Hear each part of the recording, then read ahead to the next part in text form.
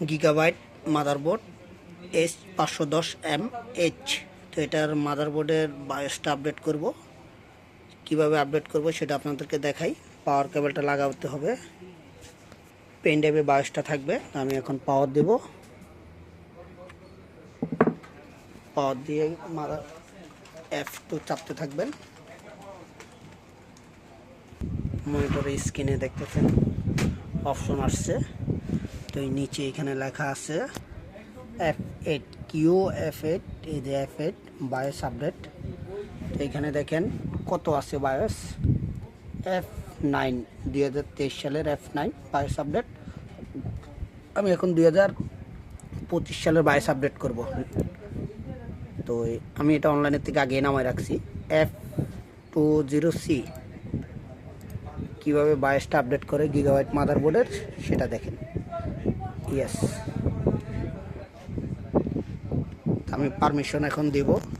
সেটা হলে যাই দেখতেছেন আপনারা এখানে দুইটা বায়োস, F8 বাদ দিয়ে F19-20 হয়ে যাবে, 20C। আমি কিবোর্ড দিয়ে এন্টার দিলাম, সময় দিবেন। স্ক্রিনটা এভাবে চলে যাবে, আবার অটোমেটিকলি আসবে। জাস্ট 2-1 মিনিট সময় দিবেন। কোনোভাবে কম্পিউটার বন্ধ হইতে পারবে না। অলরেডি দেখতেছেন বায়োস আপডেট চলতেছে। আপডেট বায়োস হবে 3% হয়েছে। এটা হইতে একটু সময় লাগবে। এই টাইমে আপনার কম্পিউটার কোনোভাবে বন্ধ হইতে পারবে না। যদি পাওয়ার যদি অফ হয়ে যায়, আশা করি মাদারবোর্ড স্পট ডেট হয়ে যাবে। তখন আবার চিপটা খুলে বায়োসটা আপডেট করতে হবে খাঁচা লাগিয়ে অন্যভাবে। তো এটা সবাই পারে না, ওইগুলো রিস্কি কাজ। যারা পারেন না তারা করবেন না। কোনো সার্ভিস সেন্টারে নিয়ে যাবেন, ওইখান থেকে আপনি চাইলে বায়োসটা আপডেট করতে পারবেন।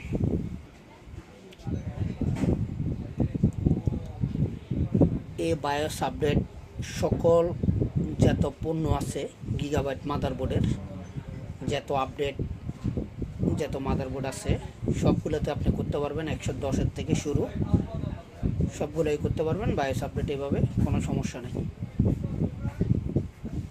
এই বায়োসটা কোথায় পাবেন, কিভাবে আপডেট করবেন সেটাও ভিডিওতে আপনাদেরকে দেখাবো।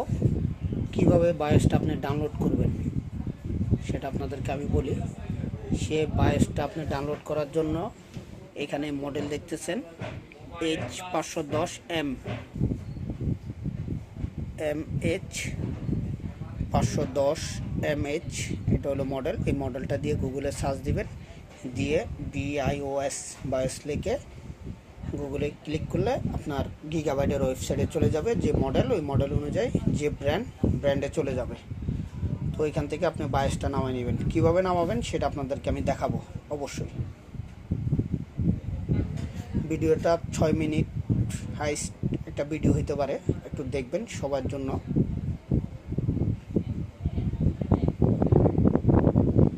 এক এক মাদারবোর্ডের এক এক সিস্টেম।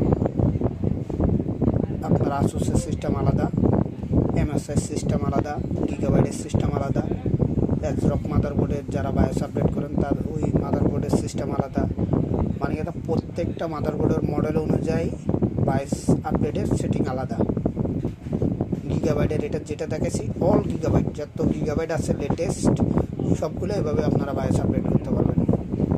আমরা এখানে 8GB র্যাম দিয়ে বায়োসটা আপডেট করে কম্পিউটার অলরেডি দেখতেছি কীরকম চলে।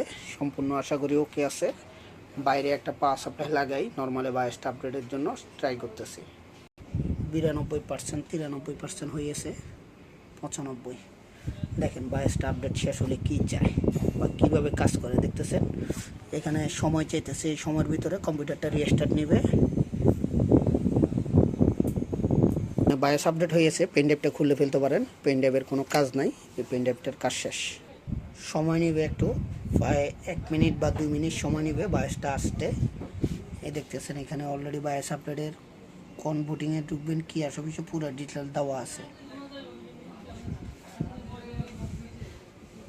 আমরা দেখতেছি যেটা আপডেট করলাম F20C, এটা বায়োসটা আপডেট করছি লেটেস্ট।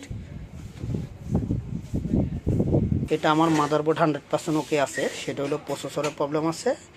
এই প্রসেসর দিয়ে একটা র্যামের স্লট কাজ করবে আর একটা কাজ করবে না। প্রসেসরের কেটে গেছে। কীভাবে? এই হলো এই র্যামের 16টা ওকে, আর এটা প্রবলেম আছে। গুগলে এসে মডেলটা সার্চ দিবেন H510M স্পেস BIO